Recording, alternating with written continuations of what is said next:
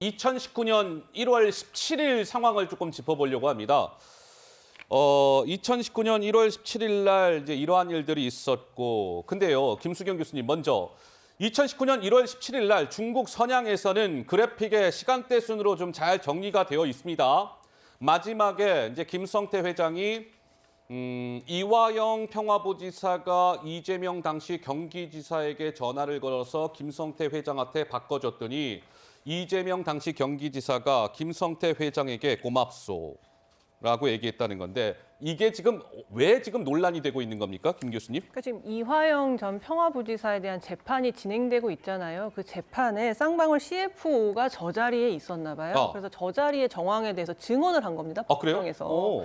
그러니까 법정에서 사실 증언을 한다는 거는 선서하고 이제 위증하면 위증의 죄를 받겠다라고 선서하고 하는 거기 때문에 거짓말을 할 가능성이 적죠. 그러니까 쌍방울의 CFO 최고 재무 책임자가 지난 3일에 재판에서 한 증언이란 말씀이신 건가요? 그렇죠. 어허. 그리고 뭐라고 얘기를 했냐면, 원래는 경기도에서 스마트팜 사업으로 500만 불을 주기로 했는데 경기도 의회에서 하지 말라고 브레이크를 걸었더니 북한에서 화를 낸 거죠. 송명철이라는 자가 경기도가 무슨 낯으로 여기 오느냐라고 했더니, 이거 김성태 쌍방울 회장이 잘 어떻게 돈을 낼 겁니다라고 잘 해서 얘기가 부드러워졌다라는 거예요. 이제 이 일이 잘 해결되니까 당연히 이제 이화영 전 부지사도 다행이다 싶었겠죠. 이렇게 북한하고 완전 틀어질 뻔했던 게 잘 마무리돼서 이재명 당시 이제 경기도지사한테 전화를 해가지고 이제 김성태랑 바꿔줬다는 얘기를 법정에서 한 겁니다. 법정에서. 그렇기 때문에 상당히 신빙성이 있다고 볼 수 있고, 지금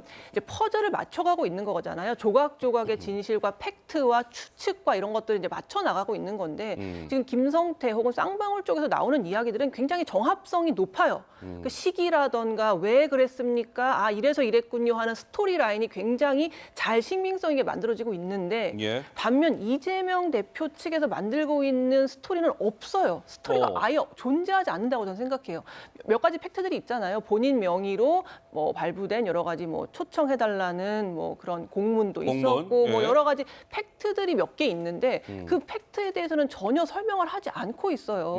그럼 당연히 국민들 또 그리고 검찰 또 나중엔 법원에서 판단을 하겠죠. 누구 말이 더 그럴듯하고 신빙성이 있는가라고 했을 때 당연히 처음부터 끝까지 다 소설입니다라는 얘기만 하고 자기의 스토리는 없는 사람의 이야기를 더 신빙성 있다고 할까요? 아니면 시간대별로 여러 가지 원인과 결과가 딱딱 맞아 떨어지는 스토리를 더 맞다고 볼까요? 그건 뭐 너무 자명한 거라고 저는 생각이 듭니다. 선 변호사님 한 말씀 듣겠습니다. 네, 일단 쌍방울 기업 수사에 대해서는 저는 철저하게 이루어져야 한다고 봅니다. 상당히 제가 보기에도 쌍방울 자체적으로 자본시장을 결함한 어떤 범죄에 가까운 행위들은 상당히 많았을 것으로 보여요.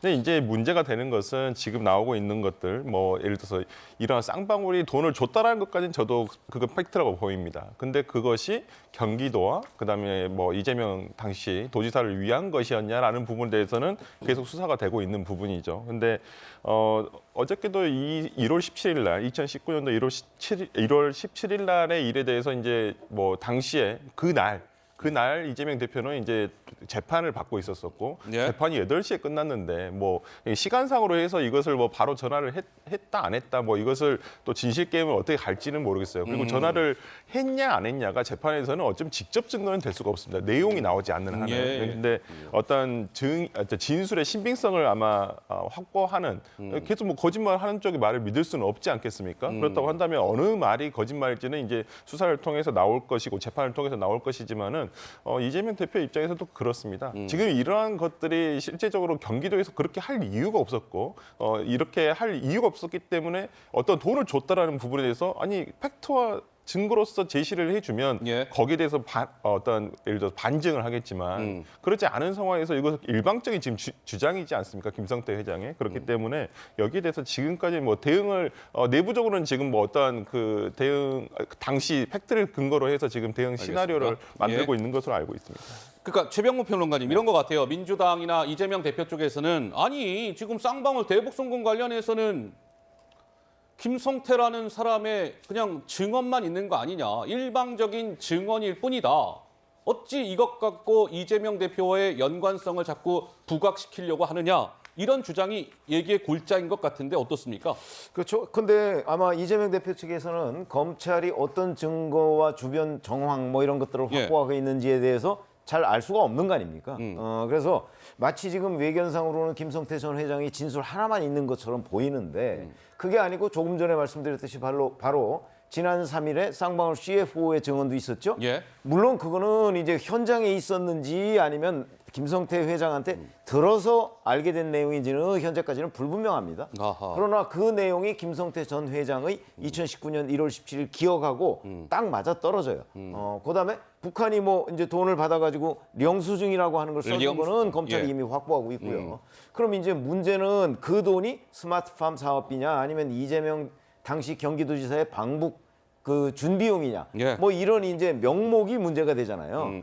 그 명목은 그 이후에 뭐 북한으로부터 초청장을 받았든가 아니면 또 경기도에서 북한에 예. 초청을 부탁하는 공문을 발송했다든가 뭐 이런 여러 가지의 그 어떤 시점상 선후관계 뭐 이런 걸로 충분히 저는 그 아마 법원에서 유죄를 받아낼 정도의 증거는 될 거라고 보고요. 예. 그런 점에서 보면 지금 아직 뭐 우리가 구체적인 증거를 확인한 게 아니기 때문에 뭐라고 단언할 수는 없지만 적어도 검찰이 확보하고 있는 증거만 놓고 봐도 김성태 전 회장의 진술을 뒷받침할 것들은 대단히 많아 보인다. 근데 그게 뭔지는 우리가 지금 분명하지가 않기 때문에 여기서 단정적으로 얘기할 수가 없는 거잖아요. 예, 예. 그거는 뭐 조금 더 수사의 진척을 지켜보시죠. 알겠습니다. 자, 이런 가운데 지금 쌍방울 얘기를 쭉 하고 있는데요.